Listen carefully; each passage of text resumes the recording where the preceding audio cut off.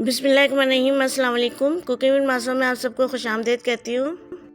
आज मैं आपसे होममेड खोया या मावे की रेसिपी शेयर करूँगी। कुछ लोग इसे खोया, कुछ लोग इसे मावा कहते हैं। तो आज मैं ये आपको बताऊँगी कि विदाउट ड्राई मिल्क के हम किस तरह घर में ही आसान तरीके से ये खोया तैयार करेंगे। खोया जो बहुत से डिशों में इस्तेमाल किया जाता है, जैसे खीर, गाजर का हलवा, ज़र्दा, ऐसी बहुत सी, या गुलाब जामुन के लिए भी हम खोया जो है वो घर पे ही तैयार कर सकते हैं। ऐसी बहुत सी मिठाइयाँ भी हैं जिसमें हमें मावे की जो है वो ज़रूरत पड़ती है। तो इसे बनाना बहुत ही आसान होता है। मैंने जस्ट 1 kg का बनाया था, तो ये देखिए कितना दानेदार खोया मैंने बनाया था। और ना इसमें कोई मिल्क पाउडर ऐड किया मैंने, ना और कोई चीज़ भी ऐड नहीं की, लेकिन ये जस्ट जो है लिक्विड मिल्क से ही ये इतना ज़बरदस्त खोया तैयार हो गया है। तो चले मैं स्टार्ट करती हूँ और आपको बताती हूँ कि किस तरह आप भी इस तरीके से खोया जो है आप अपने घर में बना सकते हैं, वो भी चंद मिनटों में। तो चले स्टार्ट करते हैं और देखते हैं कि किस तरह मैंने ये खोया तैयार किया है।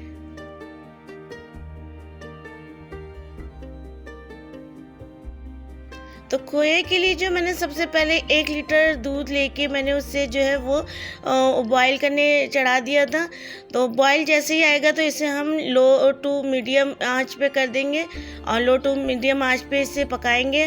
और जैसे ही इसमें मलाई जमती जाएगी तो उसे थोड़ा थोड़ा हम साइड करते जाएंगे। खोया बनाने के लिए ख्याल रखिए कोई नॉन स्टिक पैन या फिर जैसे मैंने लोहे की कढ़ाई ली थी या मोटे पैंदे की कढ़ाई में इसे बनाइएगा। सिल्वर के जो बर्तन वो यूज़ ना करिएगा, वरना जो आपका जो खोए का दूध है वो आपके कढ़ाई के जो तले में वो लग जाएगा। तो इसलिए मोटे पैंदे का बर्तन या फिर नॉन स्टिक बर्तन इसमें यूज़ कीजिएगा। तो दूध को पकाते पकाते हमने जो है वो बिल्कुल जो 1 kg का था वो हमने बिल्कुल आधा जब रह गया, तो इसे और मज़ीद पकाएंगे। और जो साइड में जो मलाई जम गई थी उसे भी जो स्क्रब करके मैंने दूध में ऐड कर दिया है और इसे मज़ीद पकाएंगे। इतना पकाएंगे कि ये बिल्कुल थिक सा हो जाए।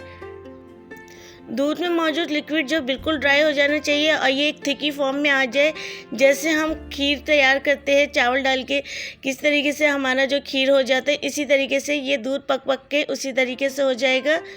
बिल्कुल देखिए आप मेरा जो दूध की कंसिस्टेंसी देख सकते हैं कि किस तरीके से ये लिक्विड से थिकी फॉर्म में जा रहा है।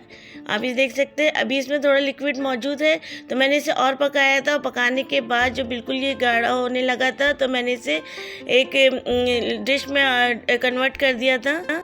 अच्छा, जब आप इसे ले लेंगे तो ये लिक्विड ही रहेगा, थोड़ा सा थिकी फॉर्म में रहेगा, जमेगा नहीं। हाँ, ये क्योंकि ये गर्म है इसी वजह से, और ठंडा होने के बाद ही ये जमेगा। अगर आप इसे फ्रिज में रख रहे हैं तो 1 घंटे के लिए इसे फ्रिज में रख दें, तो 1 घंटे में ये बिल्कुल सेट हो जाएगा। और अगर बाहर रख रहे हैं तो 2 से 3 घंटे में ये बिल्कुल सेट हो जाएगा। तो देखिए ये किस तरह से कि जम गया। मैंने इसे फ्रिज में रखा था तो हाफ आवर में ही ये मेरा जो है बिल्कुल आराम से जम गया था। देखिए बिल्कुल मावे की तरह सख्त हो गया है। इसमें ना मैंने कोई जो है वो मिल्क पाउडर डाला और ना कोई मैदा या कोई ऐसी चीज़ जो इसे जमा सके। ये जस्ट जो है ये मिल्क है और ये मिल्क ही पक पक के ये इस तरीके से हो गया है।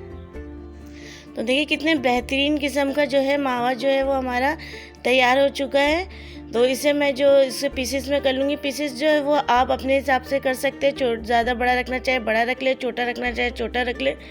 तो ये बिल्कुल परफेक्ट जो मावा मेरा तैयार है। तो मैं आपको चेक भी करवा देती हूँ। देखिए किस तरीके से दाने बने इसके। और इसमें कोई मैंने ऑयल का यूज़ नहीं किया, कोई घी का नहीं, कोई मिल्क पाउडर नहीं, ये जस्ट मिल्क से बनाया। और इसमें आप देख सकते हैं बिल्कुल परफेक्ट जो मावा तैयार है। इसको आप भी इसी तरह अपने घर में बना सकते हैं। अगर आपको मेरी ये वीडियो पसंद आई तो मेरे चैनल को सब्सक्राइब करें और साथ में बेल आइकन को भी क्लिक कर लीजिएगा ताकि मेरे नया वीडियो का नोटिफिकेशन आपको मिल सके। और वीडियो को लाइक करें और उम्मीद करती हूँ कि ये वीडियो जो आपके लिए बहुत हेल्पफुल साबित होगी। तो मुझे इजाज़त दें। अल्लाह हाफिज़।